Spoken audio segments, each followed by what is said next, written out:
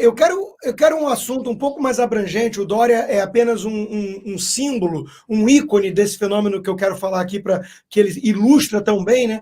Que é esse abismo entre essa elitezinha cosmopolita. A gente conhece muito bem aí no Rio, eu vivi 38 anos aí, a elitezinha do Leblon, ou então em São Paulo, na Vila Madalena, a esposa do Dória, a Bia, né? Outro dia circulou, uns meses atrás, um vídeo dela conversando com uma amiga. É uma coisa tão fora da realidade do povo, né? Então há esse abismo. Aqui a turma do Faria Lima Elevator, que é uma turma de humor, capturou muito bem até isso aqui, né? Os Miamers, né, que eles chamam. Tem gente que fecha a casa, vai viajar para Miami, outros fecham o estado, né? Então, assim, é um grau de insensibilidade em relação a essa realidade do povo que está lá morrendo de fome, vendo os negócios sendo fechados e tudo, ou então convivendo com Cracolândia, espalhando o caos, né? E a turma se mostra cada vez mais insensível, presidente, porque a patotinha da mídia acaba reverberando só aquilo que está na câmara de eco deles, né? Não deixa perfurar nada na bolha que venha de fora, da realidade do povo, né? Então está acontecendo esse fenômeno. E aí a gente vê lá quem são os outros candidatos alternativas aí para derrotar o Bolsonaro. Luciano Huck, o Global, né? Mandetta, que eu acho que não é eleito nem para síndico do prédio dele hoje em dia, né? A gente vai vendo que são variações sobre o mesmo tom. É um tom rosa, né? Um tom assim, aquele vermelho desbotado, né? Do socialista envergonhado com esse discursinho lacrador de rede social que não seduz de forma alguma o povo, né? O zelador, a empregada, o trabalhador da fábrica. Esse pessoal olha para essas figuras, né, com um misto de espanto e asco.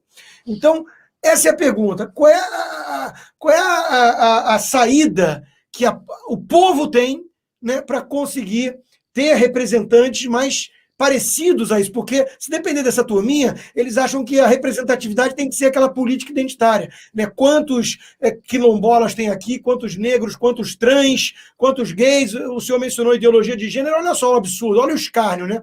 O tamanho do homão. Olha o tamanho do homão que ganhou o esporte feminino de ciclismo.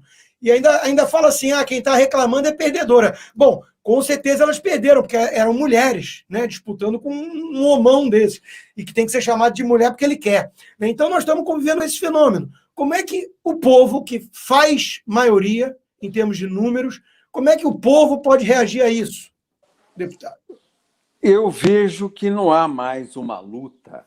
Foi assim nessa eleição e ela vai chegar ao paroxismo na eleição de 22. A eleição não é mais de partido contra partido. Não é o PTB contra o PDT, o DEM contra o PSOL, não será o PSDB contra o PRTB. Esquece. É uma eleição que vai envolver forças espirituais. Você vai ver que as igrejas vão emplacar a maioria da Câmara dos Deputados e do Senado. As famílias se reúnem em torno da igreja, porque a defesa dos valores quem faz é a igreja. Os políticos se acanham de dizer claramente: sou contra o aborto, sou contra essa ideologia de gênero, sou contra essa política de Sodoma e Gomorra, que todo mundo agora tem que ser homossexual, sou contra essa política sodomita. O político tem preconceitos de dizer isso, mas os que leem a Bíblia, os que representam a palavra do Senhor, eles têm a força. Você entra no avião, é uma coisa curiosa. Quando você vê um católico desse cor-de-rosa, tem muito católico desse cor-de-rosa, a CNBB, ela tem metade de católico cor-de-rosa, né? Metade deles é bem vermelhinha, não sabe, cor-de-rosa lacrador, não assume de jeito nenhum que é cristão e não assume que é comunista. Aí você vê um cara e faz assim, ele tem medo de mostrar fé. Mas você vê quem é que avulta no país hoje. Ou é a Igreja Católica carismática, que os bispos gritam, que os padres gritam e que o povo ora com energia, ou os evangélicos. Eu, com essa minha conduta que você descreveu aí, mais desabrida, mais corajosa, mais de enfrentamento, eu hoje falo por dia com 40, 45 pastores, falo com 10, 12 padres. Os padres são mais afastados, mas já falo com 10, 12 padres por dia ao celular, traçando estratégias de ação conjunta. E eu entendo que a igreja que a China está destruindo, porque ela percebeu, mesmo sendo um Estado comunista, que era um dique que vazava água. E vaza água onde? No sentimento judaico-cristão. Eles já estão calando a igreja cristã na China, derrubando as cruzes, fechando as igrejas. A igreja só abre agora por concessão do Estado. E a Bíblia que vai ser lida na China é uma Bíblia que foi reformada na sua escrita pelos escritores do Partido Comunista Chinês. E o que os comunistas e os globalistas já enxergaram? Onde há uma fortaleza, que é uma igreja, ou os bunkers, que são as famílias cristãs, eles não conseguem permear, eles não conseguem semear. Para eles, esse terreno é terreno árido.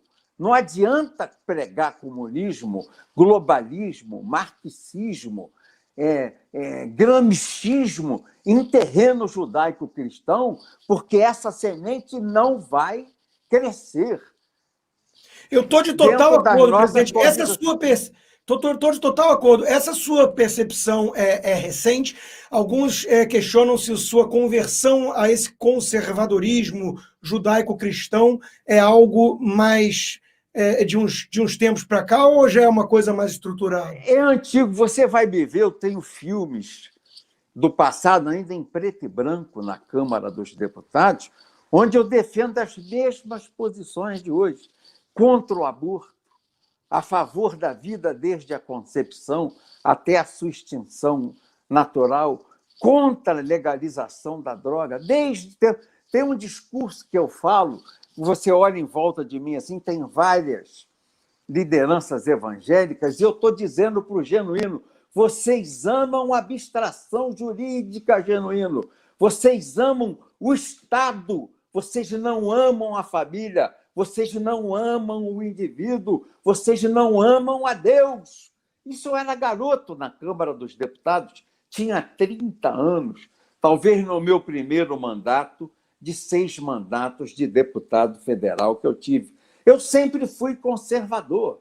A minha candidata ao governo do Estado, no Rio de Janeiro, na minha primeira eleição de deputado federal, foi a minha amiga querida do coração, a professora Sandra Cavalcante. E ela concorreu pelo meu partido, o PTB, o Partido Trabalhista Brasileiro. Nós ajudamos a Ivete Vargas a fazer o PTB na nossa região. Eu estou em Petrópolis, na casa de mamãe.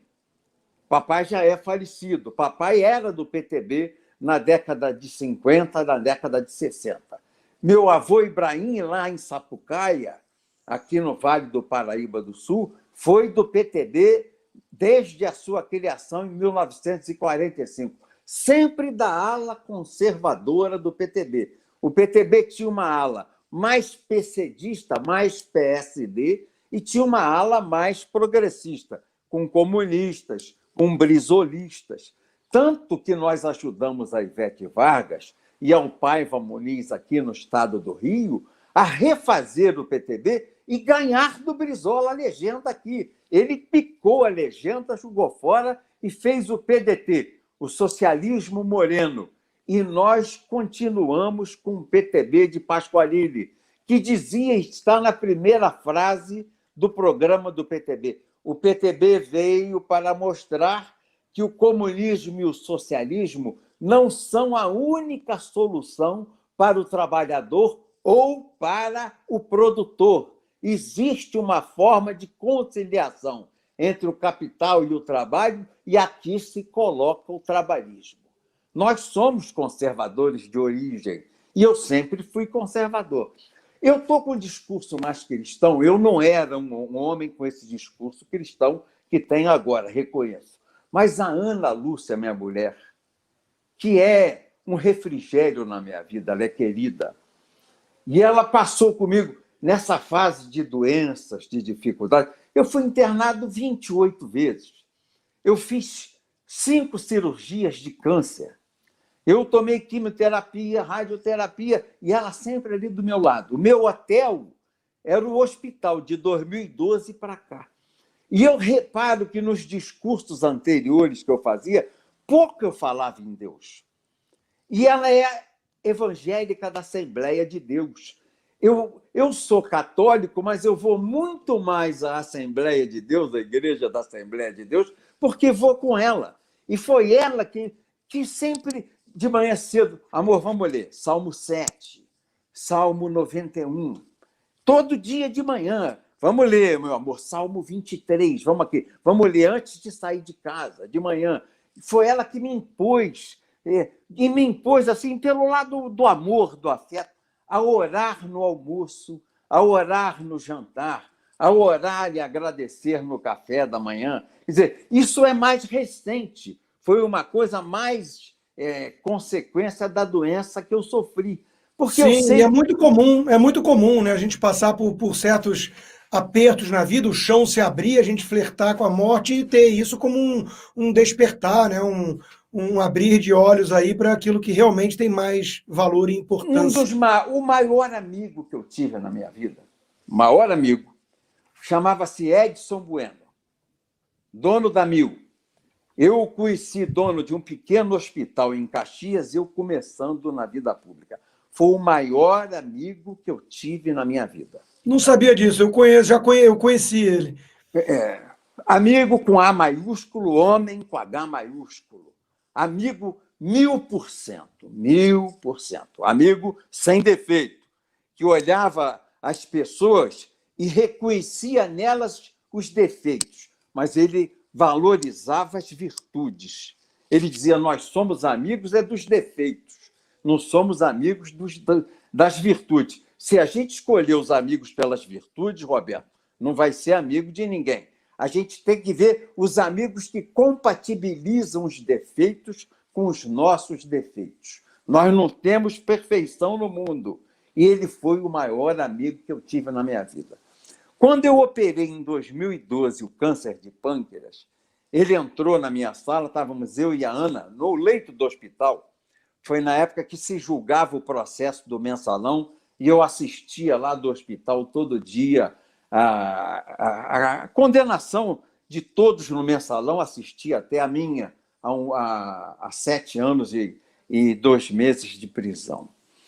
E ele, assim que eu recuperei o sentido, que eu saí da UTI, depois de 3 dias, ele me visitou, sentou ao meu lado da Ana e falou, olha, desse câncer de pâncreas que você teve, meu irmão, de 100 escapam 5.